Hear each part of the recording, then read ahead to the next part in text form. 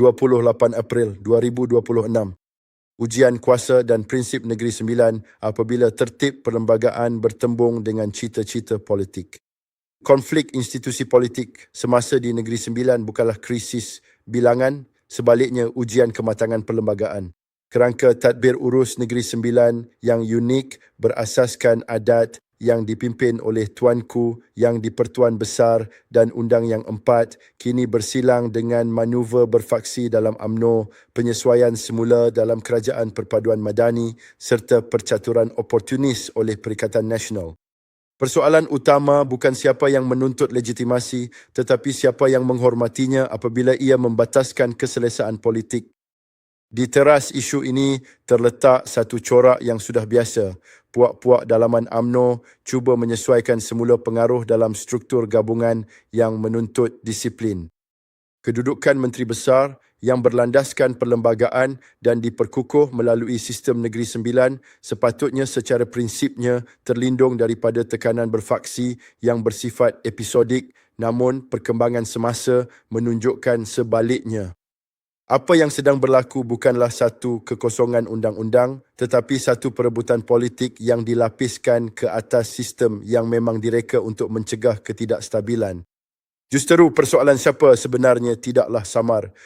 Ia melibatkan persaingan antara puak-puak UMNO, perkiraan kepimpinan dalam kem Zahid Hamidi, niat penstabilan yang lebih luas oleh pentadbiran Anwar Ibrahim serta kuasa institusi Tuanku Yang di-Pertuan Besar yang bertindak dengan berunding bersama Undang Yang 4.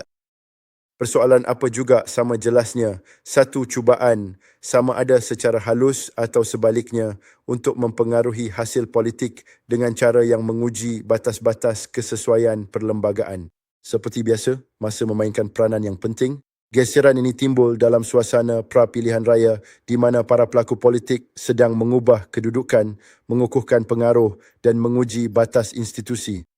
Detik-detik sebegini sering mendedahkan sama ada kerangka tadbir urus berfungsi sebagai pengawal selia atau sekadar formaliti semata-mata. Sistem Negeri Sembilan dengan kuasa perlembagaan dan adat yang berlapis direka untuk bertindak sebagai pengawal selia.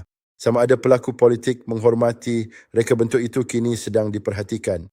Dari sudut tadbir urus, keabsahan Menteri Besar tidak berpunca daripada sokongan puak tetapi melalui proses perlembagaan. Penglibatan Tuanku Yang di-Pertuan Besar dan Undang Yang 4 memperkenalkan tahap pengawasan institusi yang sepatutnya secara teori menstabilkan ketidakstabilan politik.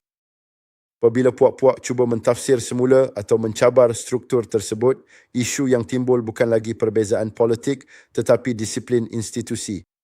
Di sinilah perbezaan antara Anwar Ibrahim dan Zahid Hamidi menjadi signifikan dari segi analisis. Penerbitan Anwar Ibrahim berdasarkan dasar yang dapat diperhatikan mencerminkan keutamaan terhadap kesinambungan institusi dan kestabilan gabungan. Kerangka madani bergantung kepada kebolehramalan.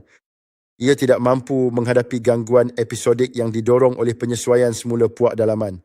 Zahid Hamidi sebaliknya perlu mengemudi tekanan dalaman UMNO yang sering mengutamakan pengukuhan parti berbanding keseimbangan gabungan. Ketegangan ini tidak semestinya bersifat konfrontasi tetapi ia tertanam secara struktur. Satu pihak menguruskan gabungan nasional manakala satu lagi menguruskan parti dengan penjajaran dalaman yang belum selesai. Pendekatan Perikatan Nasional menambah satu lagi lapisan kerumitan. Pendiriannya kelihatan kurang berteraskan konsistensi perlembagaan dan lebih kepada peluang politik. Apabila kerangka tadbir urus dihormati, kritikan pembangkang seharusnya tertumpu kepada alternatif dasar. Apabila kerangka yang sama dicabar secara terpilih, naratif mula menyerupai oportunisme taktikal. Ketidakkonsistenan ini sukar untuk diabaikan. Legitimasi institusi dipertahankan apabila menguntungkan dan dipersoalkan apabila menyusahkan. Bagaimana konflik ini berlaku adalah sama pentingnya dengan sebabnya. Pelaku politik tidak secara terbuka meruntuhkan struktur institusi. Mereka sedang menguji keanjalannya. Yang dilakukan melalui pembingkaian naratif, tafsiran terpilih terhadap norma perlembagaan dan pembesaran rungutan puak. Ini adalah strategi yang biasa, walaupun tidak semestinya mampan. Institusi apabila mula dianggap boleh dirunding akan kehilangan fungsi penstabilannya. Dari perspektif ekonomi, implikasinya bukanlah sesuatu yang abstrak. Kredibiliti tadbir urus secara langsung mempengaruhi keyakinan pelabur, terutamanya di negeri seperti Negeri Sembilan, di mana kestabilan politik berkait rapat dengan perancangan pembangunan. Pelabur kurang mengambil berat tentang persaingan politik berbanding dengan kebolehjangkaan institusi. Apabila tadbir urus kelihatan bergantung kepada dinamik puak, premium risiko akan diselaraskan sewajarnya. Pengajaran yang lebih luas adalah jelas. Sistem perlembagaan bukanlah sesuatu yang menguatkuasakan dirinya sendiri. Ia bergantung kepada pelaku politik untuk menghormati kedua-dua teks dan semangat undang-undang. Kerangka Negeri Sembilan dengan pengintegrasian adat dan kuasa perlembagaan menyediakan satu struktur yang kukuh. Ketegangan semasa oleh itu bukanlah kegagalan sistem tetapi satu ujian terhadap disiplin politik di dalamnya. Kehadapan, beberapa langkah praktikal perlu diambil. Pertama, semua pihak mesti menegaskan semula peranan perlembagaan tuanku yang di Pertuan Besar dan Undang yang 4 sebagai penentu muktamad dalam kerangka negeri.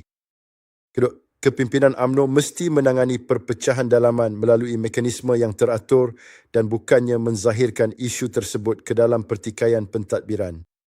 Ketiga, pentadbiran madani mesti mengekalkan pendirian yang konsisten dengan mengutamakan kesinambungan institusi berbanding kompromi politik jangka pendek.